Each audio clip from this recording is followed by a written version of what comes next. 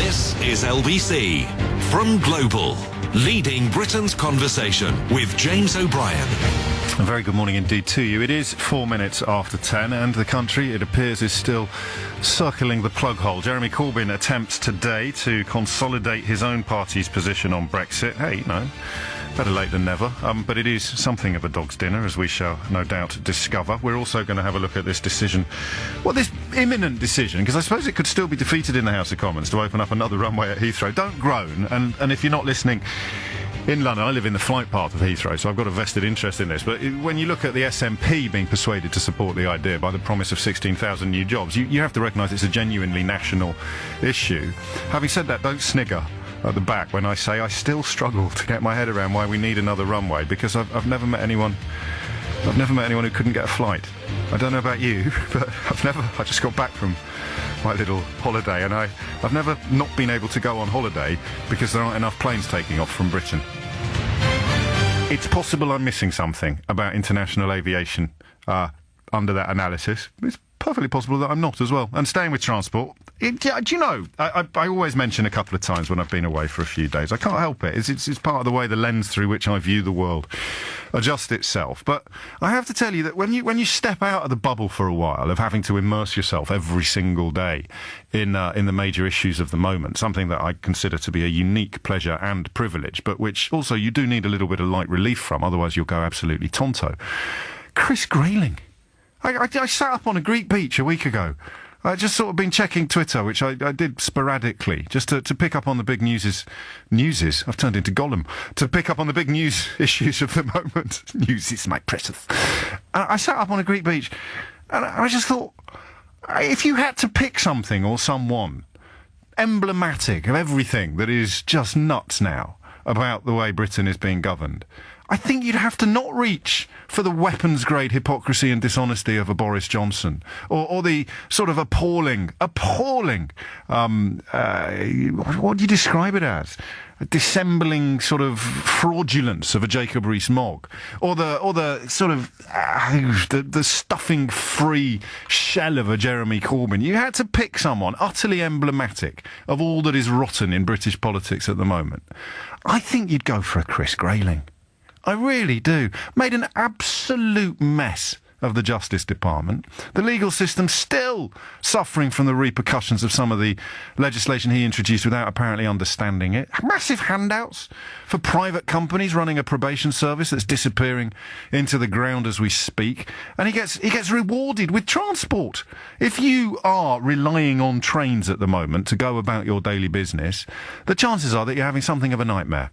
But Chris Grayling said, while I was away, that it's time to find out who's ultimately responsible for running the transport infrastructure in this country. Said the Secretary of State for Transport. I kid you not. So we'll get on to that, I think, in the final hour of the programme. We'll also be having our regular update from the Grenfell Tower inquiry and also looking at events in PMQs today. But we're going to begin, as we so often do, with Brexit. And how do you want to do it today? It's sort of, you know that luckily over the last couple of years we've managed on this programme to create an arena in which proper intelligent conversations can be had. So if you're thinking of ringing in to say, what about all the unemployed young people in Portugal? Put your 10 pence back in your pocket, seriously. So save yourself a bother. Daily Mail attempting to conjure up some quotes from the head of Audi today into a Brexit positive story, while the Financial Times, as is often the case, actually reports the facts. And the facts are that the British small parts, automotive parts sector, which is quite big and centres around the old manufacturing centres, Birmingham and the North East and elsewhere, that could be driven into the ground by next Christmas, completely wiped off the map, really, the commercial map. But I don't want to talk about that. I want to talk, I think, about the Labour Party and Jeremy Corbyn's attempt today. I'm trying to dress this up and make it sound cleverer than it actually is. I don't know what he's playing at, and I just want to ask whether you do. What would happen if they came out honestly now and reflected the will of the majority of our elected sovereign parliament and said, we've got to slam the brakes on this business? Seriously, the only people cheering for it now are talking absolute hogwash. I mean, demonstrable hogwash.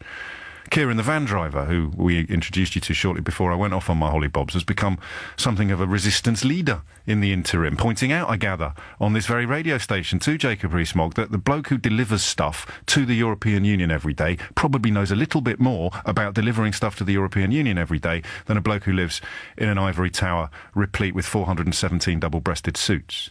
And the same holds true right across that sector, right across that world. We discovered, didn't we, that lobsters or crayfish get delivered on the Channel Tunnel in actual seawater. We deliver living seafood to the continent. The idea of a weight or a customs check at either end would play havoc with that business. We're learning so much together now about what goes on. It's an appalling indictment of the so-called Remain campaign that we're learning it now. That poor woman in Lowestoft who rang us a couple of months ago to say that she was perfectly confident her fishing fleet would be fine because she was sending a big boatload of whelks to South Korea that very morning without knowing that the European Union signed a trade agreement with South Korea last year. An agreement that allowed her to send a boat full of whelks to South Korea. We are learning so much. And yet Jeremy Corbyn appears, I don't know, how should I describe him? Don't have a go at me if you are... And I haven't used the C word for ages when I've been talking about Jeremy Corbyn, so don't beat me up with that. We all make mistakes, and I think to describe... or to give the impression that I consider all of his supporters and followers to be somewhat cultish was a mistake on my part, for which I have apologised and indeed atoned. So I haven't used the C word, and I'm not going to. But if you are one of the people, the small proportion of potential Labour voters who consider any criticism of Jeremy Corbyn to be beyond the pale, then... I think you should keep your 10p in your pocket today as well, actually, because you've got to be able to criticise political leaders. Otherwise, you might as well move to North Korea. OK? So, what's he up to? Does anybody know? Do you think he knows? Does Jeremy Corbyn know what Jeremy Corbyn is playing at with regard to Brexit? He is supposed to be the leader that would reflect completely, in an unprecedented fashion, the feelings of party members. But we know what Labour Party members want. They want to call the whole thing off. There are some fears in some quarters that working class, and I think that phrase is increasingly moribund, that poorer constituencies that voted to leave would throw their arms up in horror if things were reversed. That may well be true, but only because they're misinformed and wrong. I don't know that Jeremy Corbyn's job necessarily is to reflect the wishes of misinformed people who are wrong. So what is his job on this? What does opposition mean? I can't imagine a wider open goal than this current government, summed up, as I said to you 10 minutes ago, by the existence of Chris Grayling. A man like Chris Grayling, holding 2 or 3 of the highest offices in the land, is, for historians of the future, going to be absolutely impossible to comprehend or explain. How can you mess up prisons and justice and then move on to transport and preside over an almighty mess up at transport, but still retain the confidence of a Prime Minister? Answer: because the Prime Minister is so fundamentally enfeebled by this entire Brexit horlicks that she has no power over anybody whatsoever. And yet the leader of the opposition is still, it would seem to me, faffing about, sort of Morris dancing on the deck of a ship that Theresa May is still steering. So, question number 1, what do you think he's up to? And then you can tell me whether you think it's good or bad. 0345 6060 973. I should probably tell you some more details about today's developments. There was an amendment put before the Lords. This is one of the things that got sent back. And actually, do you know, while we're at it, let's just all vent together about how absurd it is for people to have claimed they wanted to vote Brexit in order for accountability, transparency, sovereignty and power to be restored to Westminster, where they're going to debate all 15 of those Lords amendments in a 12-hour session, giving MPs about, I don't know, half a second possibly to contemplate the implications of the most important legislative platform that this country has seen since the Second World War. Yeah, so much control, so much accountability, so much sovereignty. So what is going to happen next Tuesday is that Labour are not going to whip on the amendment put before the Lords, requiring Britain to remain in the European Economic Area. That is basically the EU plus Iceland, Liechtenstein and Norway. It's not ideal. Any cursory understanding of the Swedish-Norway border will tell you that even though it is, it aspires to being frictionless, it never will be. The technology that they are hoping to put in place is now 3 years overdue and way over budget, with no sign of it appearing anytime soon. But it's still better than being out. You'd still rather be able to trade in that way than I don't know, having to climb over a wall to get into the country. So you've got free movement of goods, free movement of services, free movement of people and free movement of capital with the EU and each other. And they adopt most of the bloc's rules, making them part of the single market. Labour could have whipped to support that amendment. If they did, it's probable that Conservative rebels would have gone with them. They could actually... Oh, I'm going to say it out loud, and if I've had a bit of a rush of blood to the head because I've been on my hollybobs, then feel free to throw a bucket of cold water over me. That could have brought down the government. If Labour whipped on the EEA amendment and enough Tory rebels went with them, that would tie Theresa May effectively to the single market, and certainly with regard to free movement of people, that would throw everything back up in the air again. But Corbyn and Keir Starmer have elected not to do that. They've elected instead to put their own amendment before the House, which means automatically that Conservative MPs, I don't think we should call them rebels. I think we should now start actually using that word that is so vilely maligned by racists and xenophobes, but is something that we should take pride in. Conservative patriots, Conservative politicians prepared to put their country ahead of their own party or their own short-term careerism. Conservative patriots could have been persuaded to vote for that amendment, that EEA amendment. They're not going to vote for something that's been put before the House by the Leader of the Opposition, not least because the Leader of the Opposition, in my humble opinion, doesn't know what he's playing at. Or does he? You tell me. What is Jeremy Corbyn up to? What do you think he should do? What do you think of what he has done? And can anybody explain to me precisely what he thinks he's done? 0345 6060 973. Tory rebels who want to kind of minimise the damage, the self-inflicted harm that we've embarked upon, are not going to vote for a Labour amendment. They might have voted for an amendment sent back to the Commons from the Lords. I think they probably would have done. So what's going on? Hit the numbers now, you will get through. And I've missed you. This is LBC. James O'Brien on LBC. 90 minutes after 10 is the time. You're listening to James O'Brien on LBC. Thank you, David. He says, I've got stuff to do. Stop making radio so interesting. I've missed you too. Signed a Corbynista. There you go. Mutual. Why does everyone hate the word hollybob so much? I appreciate that I'm entering the the nursery slopes of middle age, but I've always found it quite an endearing word, and I've been ordered by at least 30 people never to utter it again on the radio. All right. Your wish is my command. Give me a ring instead. Don't mention hollybobs. Tell me instead what Jeremy Corbyn is up to with regard to Brexit, what you would like him to be up to instead, and what you think of what he is actually up to, if you can work out what it is. There you go, Simon in Hampstead. No pressure. What's going on? Welcome back, James. To what must feel like Groundhog Day. Yes, that's so weird. It's Boris Johnson busted for epic hypocrisy. Brexit continuing to sort of divide people between those who understand it a bit and those who understand it not a jot. And what's the other thing we're going to do? Oh, yeah, Chris Grayling failing. Carry on, Simon. Okay, well, let's talk about the Messiah and what he wants to do. Basically, I think that although I think Jeremy Corbyn's appalling and hopeless, there is method in his madness. I hope so.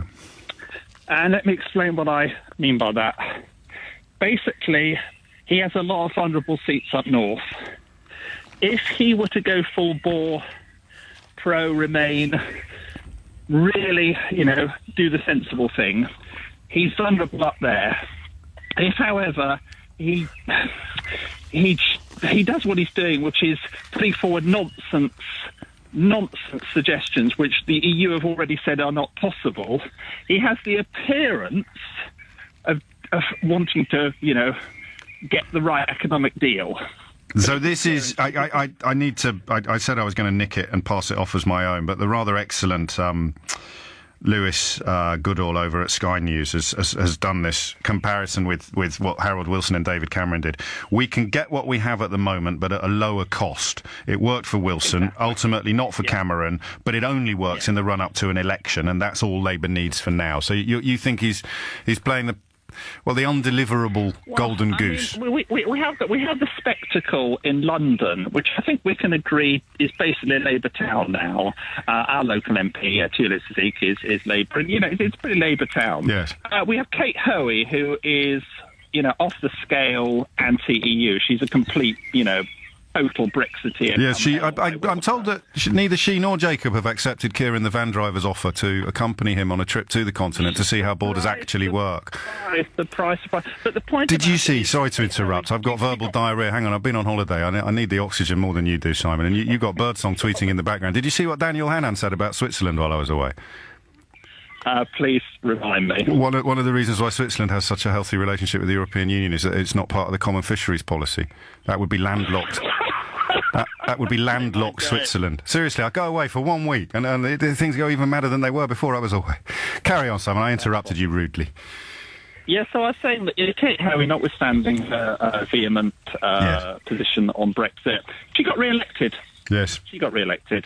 And I think that the calculation has to be that the London MPs will be re-elected. In his opinion, vulnerable up north. The thing that really depresses me is that the motion that Labour are putting forward has absolutely no chance of going anywhere because it has been, it is the cake and eat it scenario. Yes. I mean, Corbyn was talking, his people were talking at one point, a customs union where we get to negotiate our own trade deals. Yeah, that's right. Bless him. A customs union is that the bloc, the European Union, does all the negotiation, the trade. That's the essence of it. I'd also like, just briefly, if I may, just to talk about the Norway-Sweden border. Yes, very briefly. Well, Norway is not in the customs union. I saw a very interesting report on Newsnight a couple of months ago where they were actually at the border. Trucks are pulled in, they're inspected, there's customs officers. James, if you were to put that regime into play in Dover, things would seize up so damn quick. You wouldn't know. I mean, it is not as the Port of Dover advertised at last year's Conservative Party conference. They actually took out an advert, an animated advert showing what would happen. But apparently, it's still news. It was news last week that the Port of Dover predicted precisely the sort of meltdown that Simon described. Simon, thank you. That birdsong in the background. I'm going to start judging callers at least 20% by the background noises that they bring to the programme. I think it adds to the general rich tapestry that we knit together daily. I've got a couple of phone lines free. Don't hang about. 0345 6060973. I'm not apologising because I'm in such a good mood. So I'm not apologising for having slightly vague questions before us today. We'll start with, what do you think Jeremy Corbyn's up to? I think Simon's come close to nailing that. What do you think of the plan? Here's the thing, all right? Don't get all upset, okay, if you're a bit gammon. Here's the thing, okay? Jeremy Corbyn needs to win votes off people like you, people who don't understand what's going on and are still in denial. Jeremy Corbyn needs to win votes off people who still think that phrases like, well, we'll just revert to World Trade Organization rules and be absolutely fine, are in any way sensible, intelligent or relevant. And you have to accept that lots of people like you still think that that's possible because you're still buying the snake oil being sold by people like Jacob Rees-Mogg. And that's why I feel nothing but love for you. And I use the word gammon only in the Dickensian sense to describe somebody who's been misled to a position of appalling self-harm. I do not, by any stretch of the imagination, use it to refer to people who are ruddy of cheek, because I am myself at the moment particularly ruddy of cheek. But it's a useful descriptor for people who think that they're somehow acting in the nation's interests, while in fact they've been persuaded to act in the interests of hedge fund managers and people like John Redwood who advise investors to take their money out of this country. And that's fine. I love you, and I will never stop fighting for you, even though you think I'm your enemy. But he needs your votes as well. That's the point about getting over any electoral line.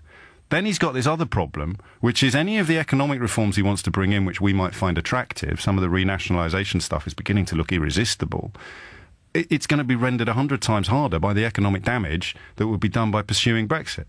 So he's not going to have the money to do all of the things he wants to do, even if you find the things he wants to do really attractive. So he is in a bit of a hole. I don't know whether that necessarily deserves your sympathy, but I think it probably deserves a description. Matthew's in High Wycombe. Matthew, what's he up to? James, in terms of what I think he thinks he's up to, yes. I think Corbyn thinks that he's following the will of the people. But that's a meaningless phrase. We know that. Sure. Sure. But what I think is, let's have your opinion. Who do you think is more cynical about trying to do what the British public want? Do we think it's the leader of the Tory party, or Theresa May, let's say, or David Cameron, or Jeremy Corbyn? He's one of the few politicians where, for better or worse, you could say he probably follows his convictions and sticks to what he truly believes. Even when he's wrong, though, that's the thing, isn't it? Exactly. So where does conviction become stubbornness? When does a positive become a negative? Of course, I completely agree with you. But what I'm saying is, I think he's one of the few politicians we could say is genuinely following what he believes and also telling people what he believes. But what he should be doing, and what a Blair would be doing, is sticking the knife into the Tories repeatedly, where all the weak spots are. But what do you think he wants then? Because you've hopped a bit to the analysis of his sort of political project, his political personality, whereas I don't know what he wants. I was told anecdotally by someone who was with him on the night of the referendum result coming in, that he greeted the news with remarkable equanimity. He was, shall we say, unperturbed by the news that the country had voted to leave the European Union. The massive majority of his parliamentary party and his party membership, which he is tasked with reflecting and promised he would reflect more than any other Labour leader in history, were gutted when that result came in. So what is his position? Well, on the EU, I think his position about, and also his position of Brexit, is not driven more by what he actually feels the future could be, although I think he believes in nationalisation and stuff. But what I think is he's historically, all of the Bennites and the John McDonnells and Jeremy Corbyns have had a distrust of the EU and big business. And what they should be doing is applying the enemy of my enemy is my friend. In this case, big business is the enemy of Tories, because the Brexit is going to blow a hole in the economy, but he can't bring himself to do it. It's just not that he's not built that way. And so I know how he feels. Actually, it's an odd one, isn't it? That you get people in the city saying, if we do this, that, and the other, then they'll take huge chunks of money out of the economy. The economy in recent years has become a place where very rich people take too much out. So you feel, well, why should I be protecting them? I agree, but like for example, I mean, that boss of Sainsbury's who is humming "We're in the money," right? And you can like or hate him, but if you hurt him by destroying his business this week, to teach him a lesson, then what will happen is there will be thousands of single mums, dads, poor people who will be out of job and out of food, and so on. So what I'm saying is this is a really poor analogy, but stick with me. The economy, and what Jeremy Corbyn's trying to do, is turn a giant oil tanker around and put it in a different direction. And all of the things he wants to do will take time. Now, Brexit is literally going to be a torpedo right in the guts of that tanker. Yeah, but he still needs the votes of people who don't believe you, people who are now shouting, "Oh, Ramona," at the radio, you see. And I'd have sympathy for that, politically speaking. Sure. But let's be honest about it. He needs the votes of dopes. Sure. Well, what he should maybe say is, and I don't know if he can negotiate in parallel. He probably can't. But what he maybe could do in the hard left, you said, the left wing of the Labour Party could go to the EU, I believe maybe, and say, listen, let's get a vote. Say campaign on a vote, but be upfront to the British people that if we stay in the EU, and make it a promise as well, if we stay in the EU, that we'll get a break on immigration. Whether that's right or wrong, James, the people who believe in it. Right? Yeah, sure. Although we can already do that, but you're right, it needs to be sold to the people. Exactly. Strong laws against undercutting of wages, and be very explicit. Make it very, very, very simple. They've already done that. Yeah, I agree, but what I'm saying is if we went to Joe Soap, white man, van driver, whoever, builder, and said, what are the 4 things that Jeremy Corbyn's promised to you? Butt kissed. Get nothing. That's a great point. So he needs a wish. He needs a message. He needs a list, a thing, a package. What's the word I'm looking for? I'll work it out during the news headlines with Philip Chrysikos. LBC. Call 0345 6060 973. It's 10:35. I had the pleasure of making the acquaintance this morning of somebody who used to ring the programme on a regular basis. Absolute gentleman called David. I won't embarrass him by giving you his surname. He used to ring in quite often and stopped ringing in about 5 years ago because he said, and I don't know what goes on in the other room, the production office, but I do know what I lay down as my principles on the programme. And I realised moons ago that I enjoy my work more when you tell me stuff I don't already know. And the best way to ensure that is to focus on personal experience rather than just opinion. It's why on this programme you won't hear caller after caller after caller demonstrating their ignorance about the Spanish economy or the World Trade Organization. Just because it's been written in a newspaper by somebody who doesn't understand the issue doesn't mean that it becomes any more or less imbecilic when somebody rings a radio station to repeat it. And what David said to me was that was when he sort of sat back and started listening more, because he knows what he feels about things, and he knows what his politics are. I don't remember enjoying a conversation with someone I'd never met before as much as I enjoyed that conversation this morning. And I mention it because we're in uncharted waters now, and it seems to me that the hardest thing is to admit a degree of ignorance, is to say, well, I don't really know what is happening there. I'm not, as you know, signed up to any team politically at the moment. I really am scarfless. I'm utterly no skin in the game at all. I think I'm spooked more by the sociopathic tendencies of some members of the cabinet and the elevation of people possessed, as far as I can tell, of less talent than some furniture I own. I genuinely think that the sofa in my sitting room is cleverer than Chris Grayling. Genuinely think that.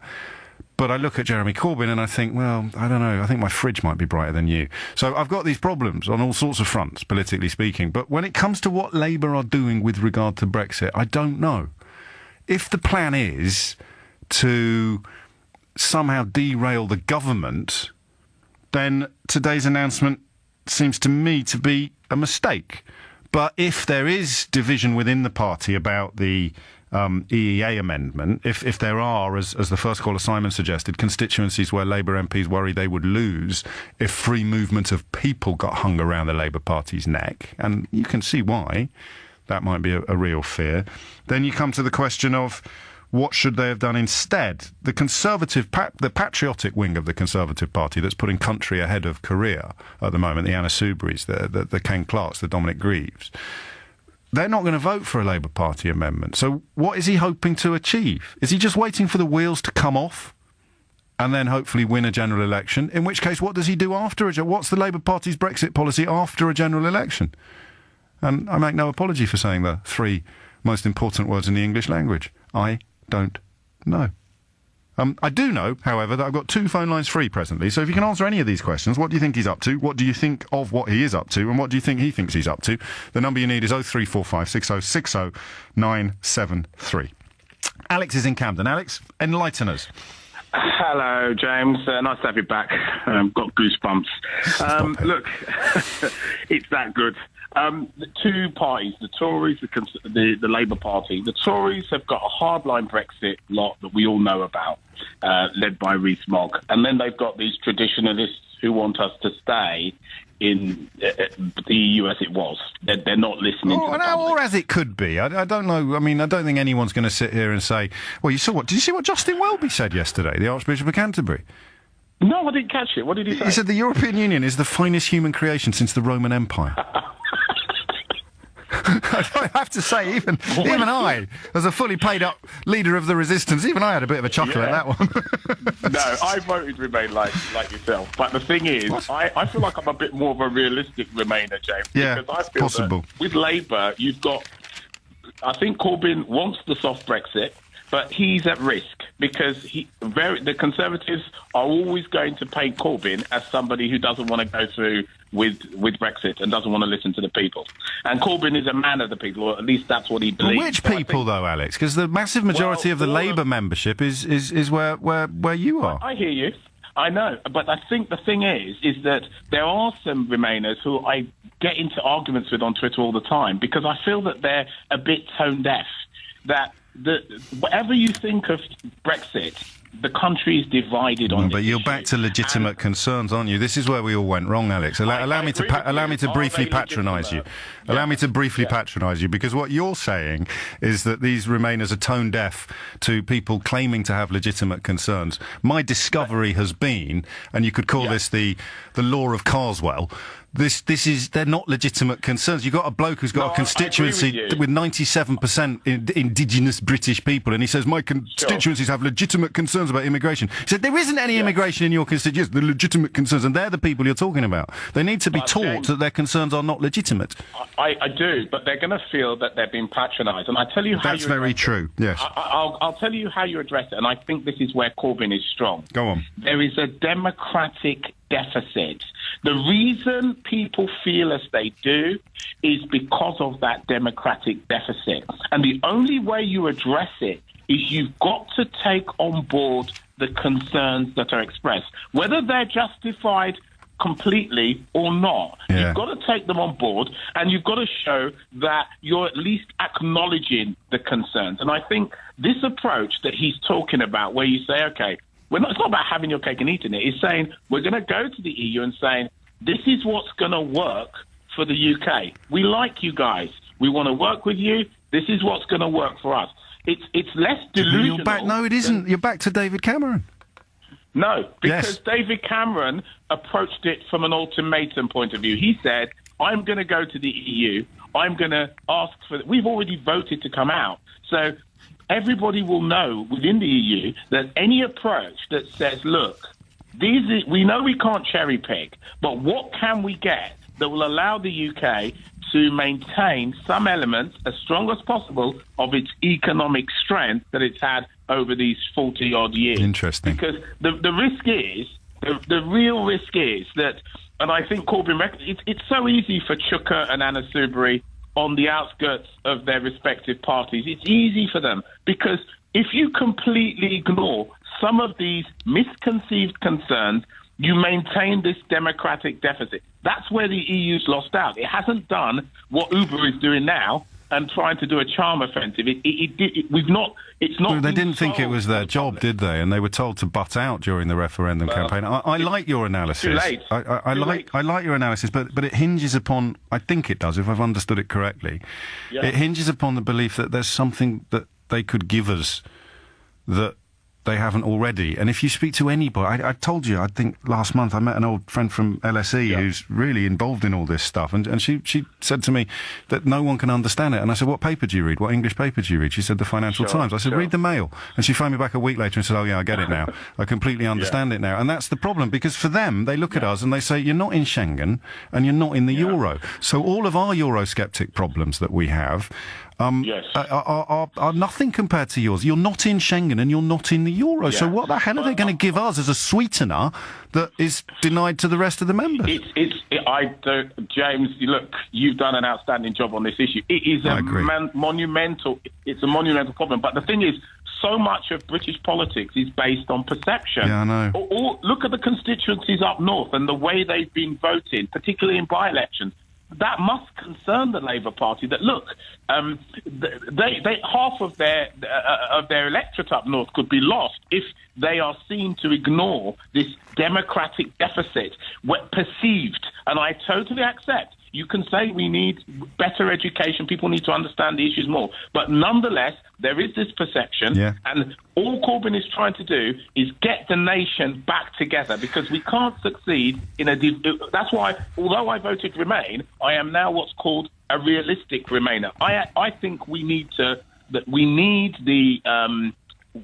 lance the boil of Brexit, because if it's seen to be stopped, this country could shift even further to the right. So if it doesn't work, it has to be shown not to work. The reasons need to be clear to those who perceive that it was the right thing to vote for. Because anything less than that, I think we could be in big trouble. The problem is, how close to the cliff edge do we go before people can actually see what's, over the precipice? I've got my parachute on. Well, that's lucky you see, and that's the problem with being a middle-class Remoaner, is that I have got a parachute, and the people who I speak for don't have a parachute, and yet they're the ones most easily persuaded that the concerns Alex quite rightly describes are somehow legitimate, or putting controls upon how many people can come here from Poland is somehow worth them potentially losing their jobs or paying more for a pint of milk. And that is why I struggle so much on a personal level with that concept of valid or legitimate concerns. Gordon Brown, I think, has moved close to where Alex is today. Gordon Brown has essentially, I think, said, look, we're not going to win this argument about immigration, even though we're right. It's such a powerful emotional weapon in the hands of the Daily Mail and people like you sort of fag packet fascists. It's such a powerful weapon when you say they're coming to nick your biscuits. They're coming to nick your biscuits. That we can't win it. So we have to somehow try to put in measures or controls without cutting off both our feet. Hopefully we just get away with chopping off a toe or two. It's 10:45. James O'Brien on LBC. We need to return to Christian values. Anglican Christian values. The Archbishop of Canterbury has just said that the European Union is the finest human creation since the Roman Empire. Down with Christians and their jolly old leaders. Down with Christians. What are we going to do if we've rejected the Archbishop of Canterbury? That's what I love about Brexiters. They're like coconut shies, aren't they? Every single thing they claim they stand for, boom, gone. Well, we believe in Christianity, Christian values. Who's the chief of the Church of England? Not the head of the Church of England. That's the Queen, oddly enough. But she wore her little EU hat, didn't she, in the House at the last Queen's speech. So presumably she's been poof, bomf, another coconut gone. Archbishop of Canterbury, poof, bomf, another coconut gone. Academic excellence, poof, bomf, no, we don't believe in academic excellence. Well, what about parliamentary sovereignty? Don't believe in that because we want to rush through all 15 amendments in 12 hours next Tuesday.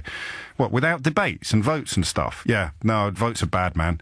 What have you voted for again? Democracy. Really? What, parliamentary democracy? No.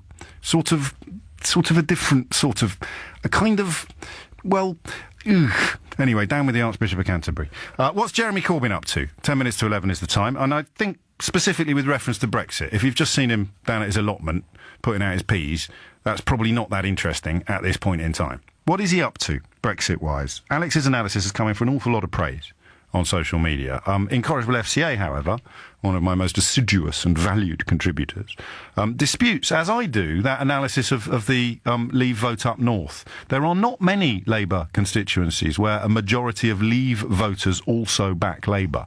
You have this swing of people who could vote conceivably for Labour or a UKIP-style party, like, the Conservatives. So you have a kind of voter up there who could do that, but they would vote for UKIP, they wouldn't vote for the Conservatives, oddly. So that tribalism could work in Corbyn's favour. It just depends how passionately Leave they are and whether their passion to leave the European Union, now that increasingly people are becoming aware of how stupid it will be, is enough to swing them back to a Labour Party that would resist leaving the European Union. The numbers don't support Alex, but somehow the rhetoric and my intuition does. It's odd when that happens. So you have a Labour vote that would be there whatever the party's Brexit position was, and it's very hard to dig down into that phenomenon. So that's the analysis that we're with at the moment. He does sort of know what he's doing. He doesn't want to bring the government down. But we don't know what the Brexit policy would be after a general election, which I should have mentioned. The reason why I was waxing lyrical about the lovely man who drove me to work this morning, David, was because he predicts November for a general election. And I think he might be close to the money on that one. Anthony's in Cardiff. Anthony, what have you got? Hiya, James. First-time caller. You're very welcome. Right, Corbyn hasn't got a Brexit policy, to be honest with you. No. What he done was, with the last election, calling for a hard Brexit was to just win over the UKIP voters. Did he call for a hard Brexit at the last election? Didn't we have the 6 tests in place? He kind of fudged it, really, didn't he, and went with the old will of the people line? Yeah. Yes. So we won't resist it, and that was his way of keeping on side the voters we've just described. Yeah. Okay. Right, next election, be it whenever it is, he wanted the actual 16, 17-year-old voters who would have voted Remain if they could have. Yes. So, of course, because they actually are usually his converted, he needed to keep those youngsters voting Labour, not going to, like, Lib Dems or Greens. So you think this entire strategy is designed to woo the voters who will reach their majority in the coming months or year? Yeah. Wow. I don't. I mean, there's not enough of them, mate. But that's the thing, with 16, 17-year-olds right now, if there's an election in, 5 years, or even coming up soon, I think that is the game he's playing. It's an interesting one. It's sort of waiting. Well, if you add that the demographic changes in the age range, and I hate this analysis because it almost sounds as if people are sort of wishing death upon their political opponents, which obviously nobody nice or normal would do. But if you look at the demographics and the I suppose what you just simply have to say, the perishing of voters who were more likely to vote leave, and then them being replaced demographically by younger voters coming in who are much, much more likely to vote Remain. I think you're right in what you describe, but I don't think that's Jeremy Corbyn's sort of main platform. I don't think that's the main bit of thinking behind what he's doing. Yeah.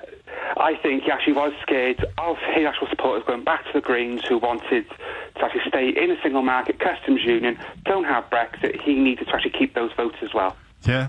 Well, and goes to Brexit, he is going to lose them. And that's the problem, because the message of or the understanding of the broader issues is what's lacking. But that's the point about votes: is everybody gets a vote, whether they know what day it is or not, whether they're really, really clever and understand everything, or whether they're Chris Grayling. Everyone's vote is equal. 10:54 is the time. Here's a very good example of what I mean. Ask some of the people who voted for Brexit and listen to what they say. You may not think most of it's logical, but that's why they voted to leave the EU. Watch. Oh, I see you're addressing another tweet, and you include this as evidence of what people actually believe, and you're absolutely right. But how do you address something that's so nonsensical? In order to cope with the huge influx of economic migrants now underway, your government wants to raise your retirement age to over 70. This is devastating for the older British people who have worked all their lives. Meanwhile, millions of economic migrants will be on benefits and never have to work. So how do you address that? As a legit, I'm not asking you, Anthony, that wouldn't be fair, you're a first-time caller. But that is the problem that politicians face. Absolute lies put out there by fag packet fascists, racists, xenophobes, call them what you will, and not true. But here's someone who believes it. This is what I was digging into with Alex on the question of legitimate concerns, the law of Carswell, if you will. How do you address someone who believes something that's not true? And how on earth do you do it without sounding condescending? Hang on, just let me get my Twitter profile up. How on earth do you do it without sounding like the epitome of a smug, sanctimonious, condescending, obsessively politically correct, champagne socialist, public schoolboy Ramona? Copyright The Sun. Here is someone who believes something that is not true. How do you help them without sounding like condescending, sanctimonious, obsessive... I don't know. Joseph in Walthamstow does. He's going to solve it all for us in 3 seconds. Go, Joseph. Yeah, hi, James. Well done. I'm a first-time caller. You're very welcome. So it'd be nice to be. I think what you've got to take a step back. It's actual inter-party fighting here. Party management. What it is that the right wing of the Labour Party want to do a wedge between Jeremy and the membership, and their best way of doing that is on Brexit. Therefore, he has calculated... Why? Why do they have different views on Brexit? In fact, we need to start with you telling me, because I'm not comfortable with the phrase "the right wing of the Labour Party," but we'll let that pass, because you're now going to tell me what Jeremy Corbyn believes about Brexit that people like Hilary Benn don't. No. I'm just trying. You asked me about what's happened. I'm just trying to tell you what's happened. But why do they disagree about Brexit? The two parts of the party you've just described. What are their disagreements on Brexit? I think that there might not be that much of a disagreement, actually. So how can it be a wedge? On Brexit. No, but it's sorry, James, can I just make a point? You did. You said that his because you sound, forgive me, this isn't meant as an insult, you sound a bit momentum-y. No, I'm not a member of momentum at all. But what I'm trying to see is that what he's trying to do by not whipping the EEA votes, then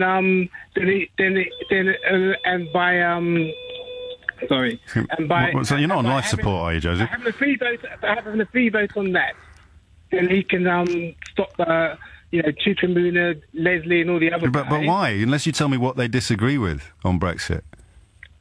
That's the problem, because the only way it works as a wedge within the Labour Party is if Jeremy Corbyn actually wants to leave, and the people you've described as the right wing of the party actually want to remain, and then you need to tell me why he wants to leave. Well, I think I think basically that he wants as soft Brexit as possible,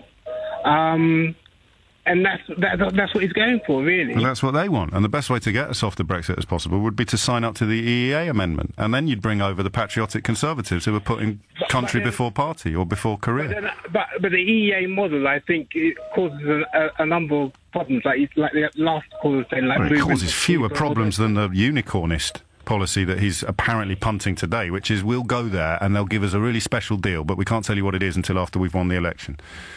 But I think what I think is going to happen in the end is that he wants it to go through, and then the Tory party will be arguing amongst themselves afterwards. Yeah, no, I mean, I get some of what you're saying. I bridle a bit at the description of the right wing of the Labour Party because it seems to me that that's the kind of momentum position who do want that so-called Lexit and think that that's what Jeremy Corbyn wants as well. But they are, if anything, they give your average UKIP supporter a run for the money in the dope stakes.